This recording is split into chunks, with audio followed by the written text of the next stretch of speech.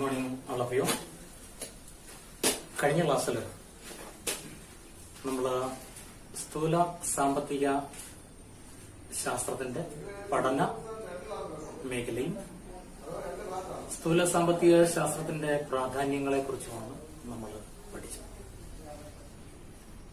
ഈ ക്ലാസ്സിൽ പഠിക്കാൻ പോകുന്നത് features and major sectors of a capitalist economy, മുതലാളിത്ത സമ്പദ് വ്യവസ്ഥയുടെ സവിശേഷതകളും പ്രധാന മേഖലകളും. മുതലാളിത്ത സമ്പദ് വ്യവസ്ഥ എന്നാലെന്ത്, അവയുടെ പ്രധാനപ്പെട്ട സവിശേഷതകൾ എന്തെല്ലാമാണ്, ആ മുതലാളിത്ത സമ്പദ് വ്യവസ്ഥയിൽ കാണുന്ന വിവിധ മേഖലകൾ എന്തെല്ലാം എന്നിങ്ങനെയുള്ള കാര്യങ്ങളാണ് നമ്മൾ പഠിക്കുന്നത്. ഒന്നുകൂടെ ഞാൻ പറയാം. Features and major sectors of a capitalist economy, മുതലാളിത്ത സമ്പദ് വ്യവസ്ഥയുടെ സവിശേഷതകളും പ്രധാന മേഖലകളും. ഫീച്ചേഴ്സ് സവിശേഷതകൾ, സെക്ടേഴ്സ് മേഖല. അപ്പൊ ആദ്യമായിട്ട് നമുക്ക് മുതലാളിത്ത സമ്പദ് വ്യവസ്ഥ എന്നാൽ എന്ത് എന്നുള്ളതിനെ കുറിച്ച് പരിശോധിക്കാം. ഉൽപാദന ഉപാധികൾ അല്ലെങ്കിൽ ഉൽപാദന ഘടകങ്ങളുടെ സ്വകാര്യ നിയന്ത്രണം നിലനിൽക്കുന്ന അല്ലെങ്കിൽ സ്വകാര്യ ഉടമസ്ഥത നിലനിൽക്കുന്നതും അവ ലാഭാധിഷ്ഠിതമായി ഉപയോഗിക്കുകയും ചെയ്യുന്ന ഒരു സമ്പദ് വ്യവസ്ഥയാണ് മുതലാളിത്തം അല്ലെങ്കിൽ മുതലാളിത്ത സമ്പദ് വ്യവസ്ഥ എന്ന് പറയും. ഒന്നുകൂടെ പറയാം. ഉൽപാദന ഉപാധികളുടെ സ്വകാര്യ ഉടമസ്ഥത നിലനിൽക്കുന്ന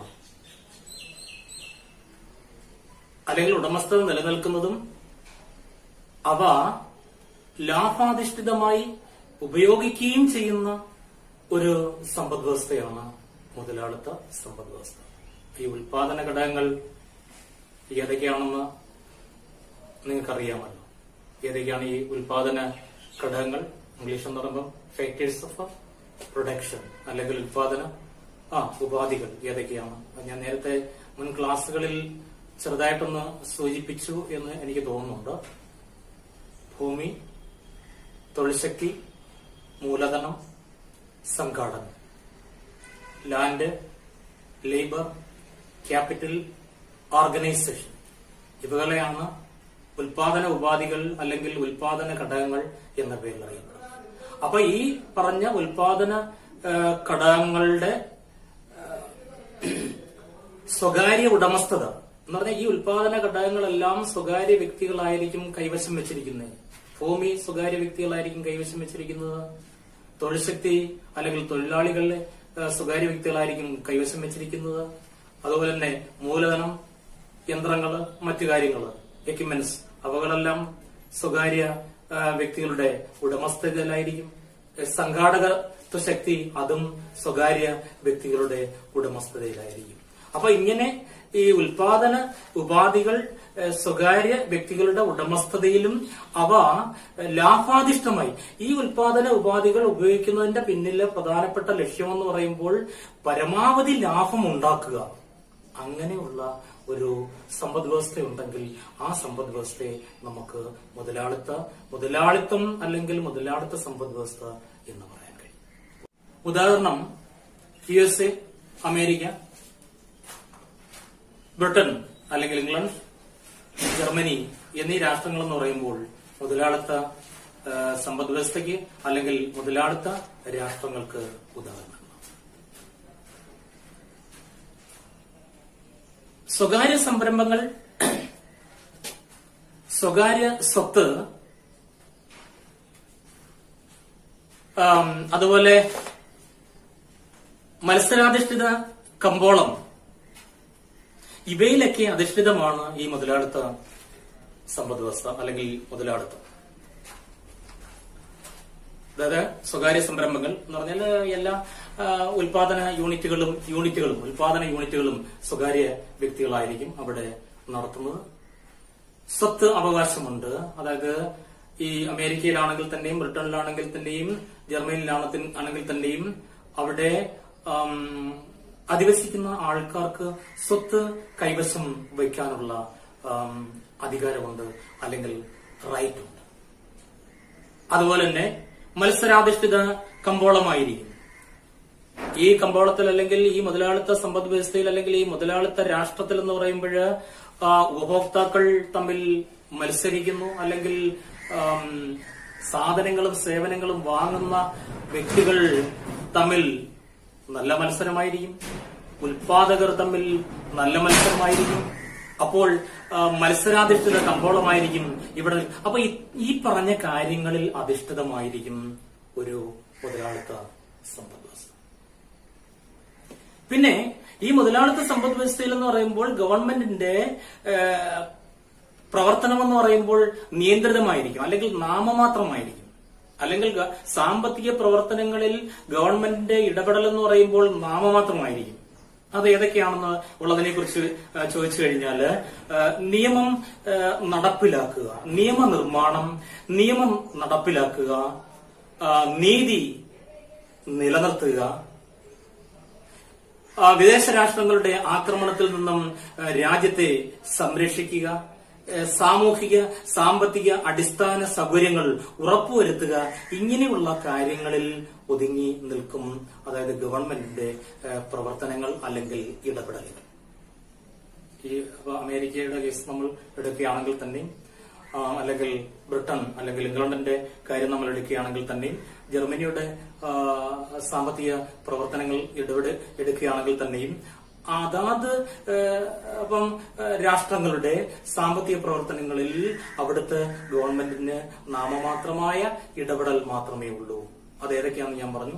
നിയമം നിർമ്മിക്കുക, നിയമം നടപ്പിലാക്കുക, നീതി നിലനിർത്തുക. നീതി നിലനിർത്തുക എന്ന് പറയുമ്പോൾ നമ്മൾ ഉൽപ്പാദിപ്പിക്കുന്ന ദേശീയ വരുമാനം വ്യത്യസ്ത ഉൽപാദന ഉപാധികളുടെ ഇടയിൽ, അതായത് ഭൂമി, തൊഴിൽ ശക്തി, മൂലധനം, സംഘാടനം, ഇങ്ങനെയുള്ള ഉൽപാദന ഉപാധികളുടെ ഇടയിൽ വിതരണം ചെയ്യുമ്പോൾ അതിൽ നീതി നിലനിർത്തണം, ഇക്വാളിറ്റി നിലനിർത്തണം. പിന്നെ വിദേശ രാഷ്ട്രങ്ങളിൽ നിന്ന് ഈ രാഷ്ട്രങ്ങൾക്ക് ഏതെങ്കിലും യുദ്ധമോ അല്ലെങ്കിൽ ആക്രമണങ്ങളോ മറ്റും നേരിടേണ്ടി വരുമ്പോൾ എന്താണ് അതിനെ സംരക്ഷിക്കുക, അതിൽ നിന്ന് അതിന് സംരക്ഷണം കൊടുക്കുക. പിന്നീട് സാമൂഹിക സാമ്പത്തിക അടിസ്ഥാന സൗകര്യങ്ങൾ ഉറപ്പുവരുത്തുക എന്ന് പറഞ്ഞാല് റോഡ്, ഗതാഗതം, ഹോസ്പിറ്റൽ സൗകര്യങ്ങൾ, അതുപോലെ തന്നെ ഇലക്ട്രിസിറ്റി, ആരോഗ്യം, ജനങ്ങളുടെ ക്ഷേമം, ഇതൊക്കെ ഉറപ്പുവരുത്തുക എന്നുള്ളതാണ്. പിന്നെ മറ്റൊരു പ്രധാനപ്പെട്ട കാര്യം ഞാൻ ആൾറെഡി നിങ്ങളോട് സൂചിപ്പിച്ചു. ഇവിടെ ഉൽപാദന ഉപാധികൾ അല്ലെങ്കിൽ ഉൽപാദന ഘടകങ്ങൾ സ്വകാര്യ വ്യക്തികളുടെ ഉടമസ്ഥതയിലായിരിക്കും എന്ന് ഞാൻ പറഞ്ഞു.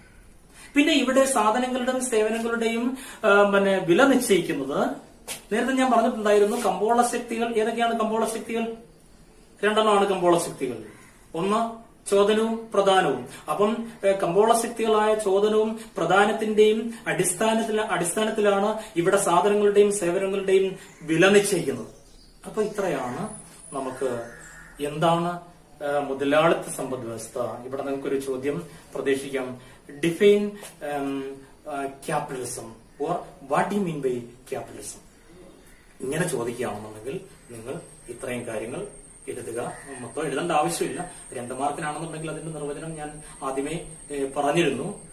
മനസ്സിലായില്ലേ? അതായത് ഉൽപാദന ഉപാധികളുടെ സ്വകാര്യ ഉടമസ്ഥത നിലനിൽക്കുന്നതും ലാഭാധിഷ്ഠിതമായി അവ ഉപയോഗിക്കുകയും ചെയ്യുന്ന ഒരു സമ്പദ് വ്യവസ്ഥയാണ് മുതലാളിത്തം അല്ലെങ്കിൽ മുതലാളിത്ത സമ്പദ് വ്യവസ്ഥ. ഇത്രയും എഴുതി കഴിഞ്ഞാൽ നിങ്ങൾക്ക് 2 മാർക്ക് കിട്ടും. പിന്നെ വേണമെങ്കിൽ ഉദാഹരണങ്ങളുടെ നിങ്ങൾ എഴുതിക്കൊള്ളൂ. അമേരിക്ക, ബ്രിട്ടൻ അല്ലെങ്കിൽ ഇംഗ്ലണ്ട്, ജർമ്മനി എന്നീ രാഷ്ട്രങ്ങൾ എന്ന് പറയുമ്പോൾ മുതലാളിത്ത സമ്പദ് വ്യവസ്ഥയ്ക്ക് ഉദാഹരണങ്ങൾ ആണ്. അപ്പം നിങ്ങൾക്ക് അത്രയും മനസ്സിലായി കാണുമല്ലോ. ഇനി നമ്മൾ പഠിക്കാൻ പോകുന്നതെന്ന് പറയുമ്പോൾ, അതായത് what are the important features of a capitalist economy? ഈ മുതലാളിത്ത സമ്പദ് വ്യവസ്ഥയുടെ പ്രധാനപ്പെട്ട സവിശേഷതകൾ ഏതെല്ലാം ആണെന്നുള്ളതാണ്. What are the important features of a capitalist economy?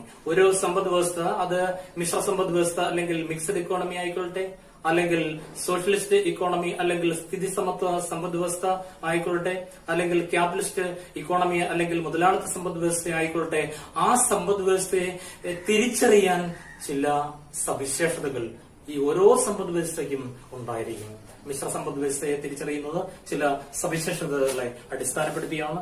സ്ഥിതിസമത്വ സമ്പദ് വ്യവസ്ഥയെ തിരിച്ചറിയുന്നത് ചില പൊതു സ്വഭാവ സവിശേഷതകൾ അല്ലെങ്കിൽ സവിശേഷതകളെ അടിസ്ഥാനപ്പെടുത്തിയാണ്. അതുപോലെ മുതലാളിത്ത സമ്പദ് വ്യവസ്ഥയും നമ്മൾ തിരിച്ചറിയുന്നത് അതിന്റേതായിട്ടുള്ള ചില സവിശേഷതകളെ അടിസ്ഥാനപ്പെടുത്തിയാണ്. അതുകൊണ്ട് മുതലാളിത്ത സമ്പദ് വ്യവസ്ഥയുടെ പ്രധാനപ്പെട്ട സ്വഭാവ സവിശേഷതകൾ താഴെ പറയുന്നവയാണ്. അതില് 2-3 കാര്യങ്ങൾ ഞാൻ നിങ്ങളോട് ഇത് വിശദീകരിക്കുന്ന സമയത്ത് ഞാൻ പറഞ്ഞിരുന്നു. ഒന്ന്, സ്വകാര്യ സംരംഭങ്ങൾ.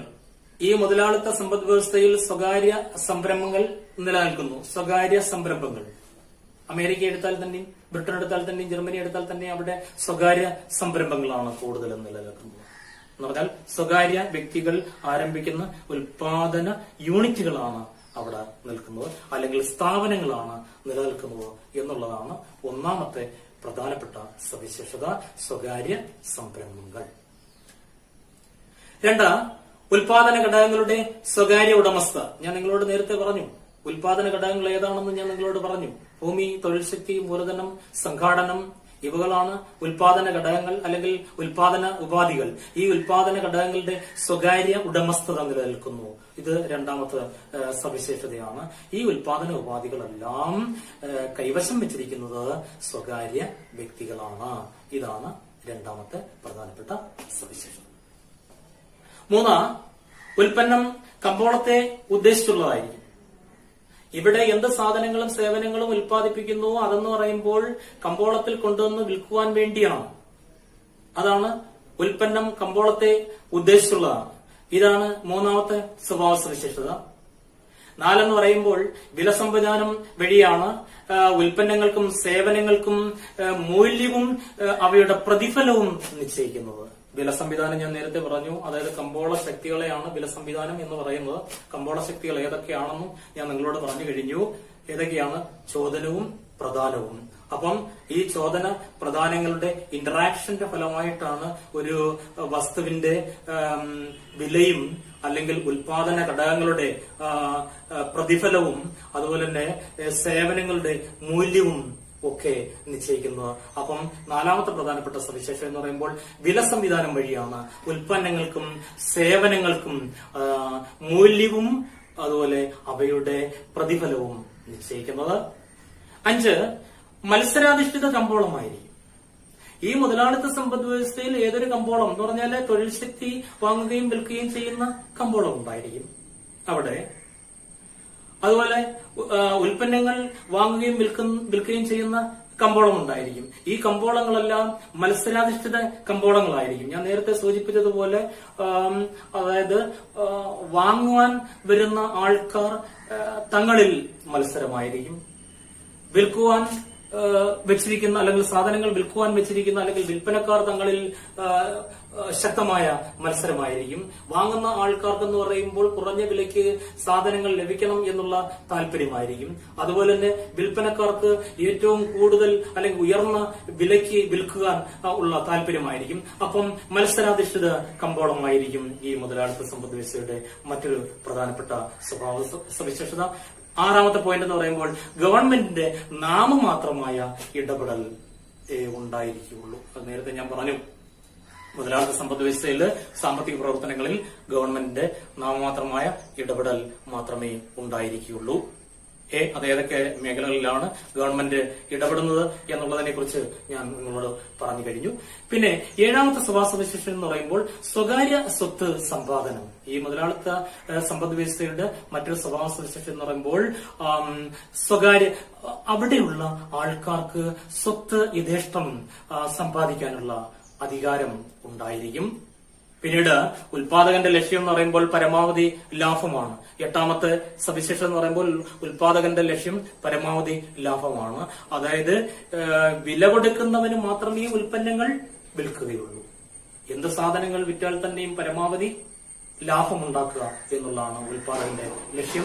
അതിന്റെ ഫലമായിട്ട് ഏറ്റവും കൂടുതൽ ചൂഷണം കാണുന്നതും എവിടെയാണ്? മുതലാളിത്ത സമ്പദ് വ്യവസ്ഥയിലായിരിക്കും. അപ്പം ഉൽപാദകന്റെ ലക്ഷ്യം പരമാവധി ലാഭമാണ്. ഒൻപതാമത്തെ അല്ലെങ്കിൽ അവസാനത്തെ ഫീച്ചർ അല്ലെങ്കിൽ സവിശേഷത എന്താണെന്ന് വെച്ച് കഴിഞ്ഞാൽ ഉപഭോക്താക്കൾക്ക് പരമാവധി സ്വാതന്ത്ര്യം ഇവിടെ ഉണ്ടായിരിക്കും.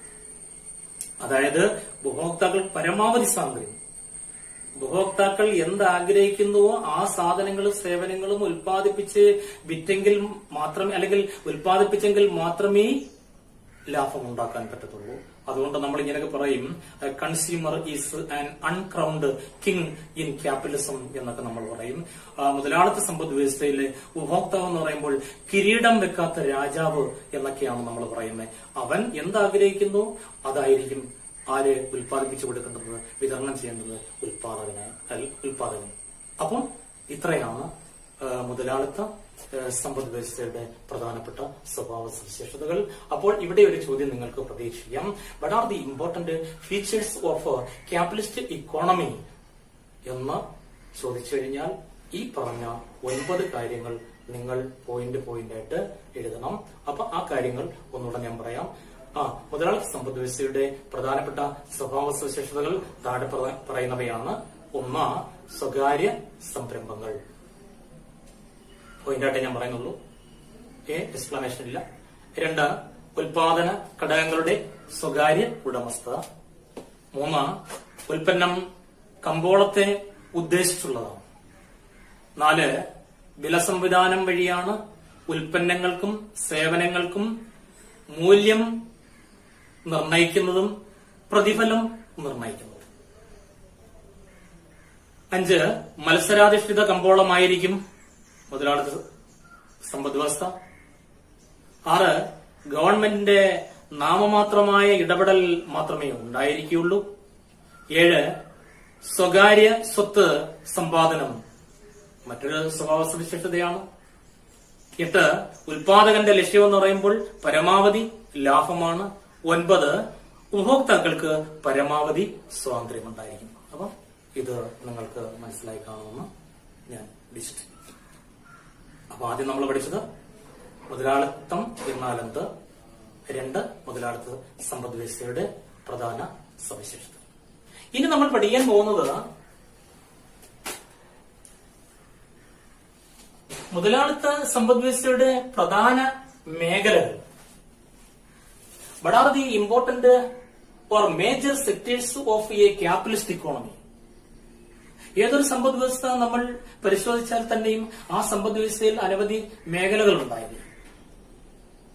ഇപ്പം ഞാൻ നേരത്തെ പറഞ്ഞതുപോലെ മിശ്ര സമ്പദ് വ്യവസ്ഥ അല്ലെങ്കിൽ മിക്സഡ് ഇക്കോണമിയുടെ കേസ് എടുക്കുകയാണെങ്കിൽ അതിന് അതിന്റേതായിട്ടുള്ള ചില മേഖലകൾ ഉണ്ടായിരിക്കും.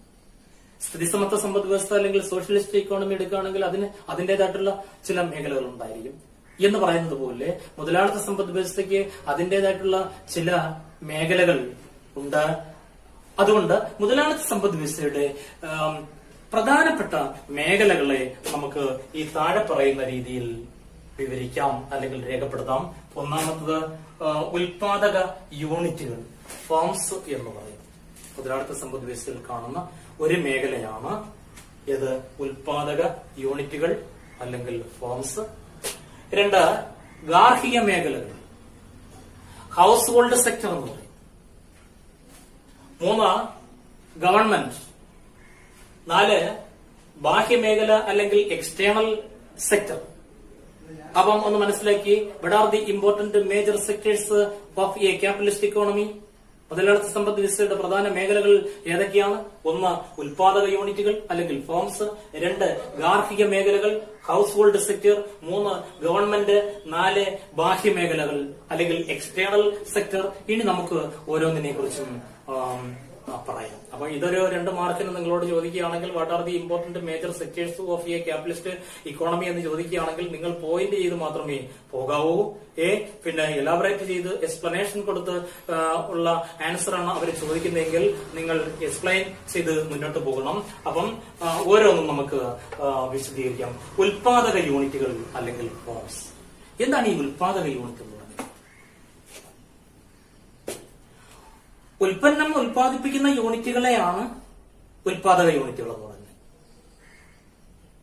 ഉൽപ്പന്നം ഉൽപ്പാദിപ്പിക്കുന്നു, ഏതൊരു വസ്തു ഉൽപ്പാദിപ്പിക്കുന്നു ആ ഉൽപ്പന്നം ഉൽപ്പാദിപ്പിക്കുന്ന യൂണിറ്റുകളെയാണ് ഉൽപാദക യൂണിറ്റുകൾ എന്ന് പറയുന്നത്. അപ്പം ഈ ഉൽപാദക യൂണിറ്റ് അല്ലെങ്കിൽ സ്വകാര്യ സംരംഭങ്ങൾ, ഈ ഉൽപാദക യൂണിറ്റുകൾ ഞാൻ നേരത്തെ പറഞ്ഞു സ്വകാര്യ സംരംഭങ്ങളായിരിക്കും, സ്വകാര്യ വ്യക്തികളായിരിക്കും ഇത് നടത്തുന്നതെന്ന് ഞാൻ നേരത്തെ പറഞ്ഞു. അപ്പൊ ഈ സ്വകാര്യ സംരംഭങ്ങൾ അല്ലെങ്കിൽ ഈ സ്ഥാപനങ്ങൾ എന്ന് പറയുന്നത് മുതലാളിത്ത സമ്പദ് വ്യവസ്ഥയുടെ നെടും തൂണുകളിൽ ഒന്നാണ്. അവരുടെ പ്രധാനപ്പെട്ട ധർമ്മം എന്താണെന്ന് ചോദിച്ചു കഴിഞ്ഞാൽ തൊഴിലവസരങ്ങൾ സൃഷ്ടിക്കുക, സമ്പത്ത് ഉണ്ടാക്കുക, നികുതി കൊടുക്കുക. ഇതൊക്കെയാണ് അവരുടെ പ്രധാനപ്പെട്ട ധർമ്മങ്ങൾ. അപ്പം നിങ്ങൾക്ക് മനസ്സിലായി കാണും. അപ്പം മുതലാളിത്ത സമ്പദ് വ്യവസ്ഥയുടെ ആദ്യത്തെ മേഖല എന്താണ്? ഉൽപാദക യൂണിറ്റുകളാണ്, അല്ലെങ്കിൽ സ്വകാര്യ സംരംഭങ്ങളാണ്, അല്ലെങ്കിൽ സ്ഥാപനങ്ങളാണ്. എന്താണ് ഉൽപാദക യൂണിറ്റുകൾ? ഉൽപ്പന്നങ്ങൾ ഉൽപ്പാദിപ്പിക്കുന്ന സ്ഥാപനങ്ങളെയോ അല്ലെങ്കിൽ സ്വകാര്യ സംരംഭങ്ങളെയോ അല്ലെങ്കിൽ യൂണിറ്റുകളെയാണ് ഉൽപാദക യൂണിറ്റുകൾ എന്ന് പറയുന്നത്. ഈ സ്വകാര്യ സംരംഭങ്ങൾ അല്ലെങ്കിൽ സ്ഥാപനങ്ങൾ മുതലാളിത്ത സമ്പദ് വ്യവസ്ഥയുടെ നെടും തൂണുകളിൽ ഒന്നാണ്. എന്ന് പറഞ്ഞാൽ മുതലാളിത്ത സമ്പദ് വ്യവസ്ഥയെ നിലനിർത്തുന്ന പ്രധാനപ്പെട്ട നെടും തൂണുകളിൽ ഒന്നാണ്. അവരുടെ പ്രധാനപ്പെട്ട ധർമ്മങ്ങൾ എന്തൊക്കെയാണെന്ന് ഞാൻ പറഞ്ഞു. അതായത് തൊഴിലവസരങ്ങൾ സൃഷ്ടിക്കുക, രാഷ്ട്രത്തിന് അല്ലെങ്കിൽ സമ്പദ് വ്യവസ്ഥയ്ക്ക് സ്വത്ത് ഉണ്ടായിക്കൊടുക്കുക, ഗവൺമെന്റിന് നികുതി കൊടുക്കുക. അതിനെക്കുറിച്ച് നിങ്ങൾക്ക് ഒരു ഐഡിയ ഉണ്ടായിട്ടുണ്ട്. ഉൽപാദക യൂണിറ്റുകൾ അല്ലെങ്കിൽ ഫോംസ്, ഇതാണ് മുതലാളിത്ത സമ്പദ് വ്യവസ്ഥയിലെ ഒന്നാമത്തെ മേഖല. 2, ഗാർഹിക മേഖലകൾ, ഹൗസ് ഹോൾഡ് സെക്ടർ. എന്താണ് ഗാർഹിക മേഖലകൾ അല്ലെങ്കിൽ ഹൗസ് ഹോൾഡ് സെക്ടർ എന്ന് പറഞ്ഞു കഴിഞ്ഞാൽ ഉപഭോഗവുമായി ബന്ധപ്പെട്ട തീരുമാനങ്ങൾ എടുക്കുന്ന വ്യക്തിയോ വ്യക്തികളുടെ കൂട്ടായ്മയോ നമുക്ക് ഗാർഹിക മേഖല എന്ന് പറയാൻ പറ്റും. നമ്മളൊക്കെ ഗൃഹാന്തരീക്ഷത്തിലാണ് താമസിക്കുന്നത്, അല്ലെ? നമ്മൾ ഓരോരുത്തരും ഗൃഹാന്തരീക്ഷത്തിലാണ് താമസിക്കുന്നത്. അപ്പം അതുപോലെ ഈ മുതലാളിത്ത സമ്പദ് വ്യവസ്ഥയിൽ ഉപഭോഗം, ഞാൻ നേരത്തെ പറഞ്ഞിട്ടുണ്ട്, എന്താ ഉപഭോഗം? സാധനങ്ങളും സേവനങ്ങളും ആവശ്യ സാക്ഷാത്കാരത്തിന് വേണ്ടി ഉപയോഗിക്കുമ്പോൾ അതിനെ ഉപഭോഗം എന്ന് പറയുന്നു. അപ്പോഴ് ഈ ഉപഭോഗത്തെക്കുറിച്ച് തീരുമാനമെടുക്കുന്ന വ്യക്തിയോ വ്യക്തികളുടെ കൂട്ടായ്മയോ നമുക്ക് ഗാർഹിക മേഖലകൾ എന്ന് പറയാൻ പറ്റും. എന്ന് പറഞ്ഞാൽ ഇങ്ങനെ ഉപഭോഗത്തെക്കുറിച്ച് തീരുമാനമെടുക്കാൻ വ്യക്തിയും വ്യക്തികളുടെ കൂട്ടായ്മയും ഉൾക്കൊള്ളുന്ന ഗാർഹിക മേഖല മുതലാളിത്ത സമ്പദ് വ്യവസ്ഥയിലുണ്ട്. ഈ ഗാർഹിക മേഖലയിലെ സാധനങ്ങളുടെയും അല്ലെങ്കിൽ ഉൽപ്പന്നങ്ങളുടെയും സേവനങ്ങളുടെയും ചോദനത്തെ അടിസ്ഥാനപ്പെടുത്തിയാണ് ഉൽപാദക യൂണിറ്റുകൾ ഉൽപ്പന്നങ്ങൾ ഉൽപ്പാദിപ്പിക്കുന്നത്. കണ്ടില്ലേ? ഉൽപാദക യൂണിറ്റുകൾ ഈ ഗാർഹിക മേഖലയിലെ വ്യക്തിയുടെയും വ്യക്തികളുടെയും സാധനങ്ങളുടെ അല്ലെങ്കിൽ ഉൽപ്പന്നങ്ങളുടെയും സേവനങ്ങളുടെയും ചോദനത്തെ അടിസ്ഥാനപ്പെടുത്തിയാണ് ഈ ഉൽപാദക യൂണിറ്റുകൾ സാധനങ്ങൾ ഉൽപ്പാദിക്കുക എന്ന് പറഞ്ഞാൽ ഇവയെല്ലാം പരസ്പര ബന്ധിതമാണ്. ഉൽപാദക യൂണിറ്റുകൾ ഗാർഹിക മേഖലയുമായി ബന്ധപ്പെട്ടിരിക്കുന്നു, അല്ലേ? ഇതാണ് രണ്ടാമത്തെ മേഖല. ഇനി ഗവൺമെന്റാണ്. മുതലാളിത്ത സമ്പദ് വ്യവസ്ഥയിലെ പ്രധാനപ്പെട്ട മറ്റൊരു മേഖലയാണ് ഗവൺമെന്റ്. നേരത്തെ ഞാൻ പറഞ്ഞു, ഈ മുതലാളിത്ത സമ്പദ് വ്യവസ്ഥയിലെ സാമ്പത്തിക പ്രവർത്തനങ്ങൾക്ക് എന്ന് പറയുമ്പോൾ ഗവൺമെന്റിന് നാമമാത്രമായ ഇടപെടൽ മാത്രമേ ഉള്ളൂ. അത് ഏതൊക്കെയാണെന്ന് ഞാൻ നിങ്ങളോട് പറഞ്ഞു. നിയമനിർമ്മാണം, നിയമം നടപ്പാക്കൽ, അതുപോലെ തന്നെ നീതി നിലനിർത്തുക, സാമൂഹിക സാമ്പത്തിക അടിസ്ഥാന സൗകര്യങ്ങൾ ഉറപ്പുവരുത്തുക. അപ്പൊ ഇതാണ് മറ്റൊരു കാര്യം, നിർണായകമായ മറ്റൊരു മേഖലയാണ്, അതായത് ഗവൺമെന്റ്. മനസ്സിലായല്ലോ? നെക്സ്റ്റ് ബാഹ്യമേഖല എന്ന് പറയും, അല്ലെങ്കിൽ എക്സ്റ്റേണൽ സെക്ടർ എന്ന് പറയും. ആധുനിക സമ്പദ് വ്യവസ്ഥകളെല്ലാം തുറന്ന സമ്പദ് വ്യവസ്ഥകളാണ്. എന്താണ് ഈ തുറന്ന സമ്പദ് വ്യവസ്ഥകൾ? സമ്പദ് വ്യവസ്ഥകൾ ഇങ്ങനെ നമുക്ക് തരംതിരിക്കാം. അടഞ്ഞ സമ്പദ് വ്യവസ്ഥ, closed economy and open economy. Closed economy means അടഞ്ഞ സമ്പദ് വ്യവസ്ഥ. ഓപ്പൺ ഇക്കോണമി മീൻസ് തുറന്ന സമ്പദ് വ്യവസ്ഥ. എന്താണ് തുറന്ന സമ്പദ് വ്യവസ്ഥ? അതായത് ഒരു ഞാൻ നേരത്തെ പറഞ്ഞു ആധുനിക സമ്പദ് വ്യവസ്ഥകളെല്ലാം തുറന്ന സമ്പദ് വ്യവസ്ഥകളായിരിക്കും എന്ന് പറഞ്ഞു. അപ്പോൾ എല്ലാ രാഷ്ട്രങ്ങളും ലോക രാഷ്ട്രങ്ങളുമായി സാമ്പത്തിക പ്രവർത്തനങ്ങളിൽ ഏർപ്പെടുന്നു. അപ്പോൾ ഒരു രാഷ്ട്രം ഒന്നോ അല്ലെങ്കിൽ രണ്ടോ അതിൽ കൂടുതലോ രാഷ്ട്രങ്ങൾ അല്ലെങ്കിൽ എല്ലാ രാഷ്ട്രങ്ങളും മറ്റു രാഷ്ട്രങ്ങളുമായിട്ട് സാമ്പത്തിക പ്രവർത്തനങ്ങളിൽ ഏർപ്പെടുകയാണെന്നുണ്ടെങ്കിൽ ഇതിനെ തുറന്ന സമ്പദ് വ്യവസ്ഥ എന്ന് പറയാൻ കഴിയും. കാരണം ഇന്ത്യ ഒരു തുറന്ന സമ്പദ് വ്യവസ്ഥയാണ്, അമേരിക്ക ഒരു തുറന്ന സമ്പദ് വ്യവസ്ഥയാണ്, ചൈന ഒരു തുറന്ന സമ്പദ് വ്യവസ്ഥയാണ്, റഷ്യ ഒരു തുറന്ന സമ്പദ് വ്യവസ്ഥയാണ്, ബ്രിട്ടൻ ഒരു തുറന്ന സമ്പദ് വ്യവസ്ഥയാണ്.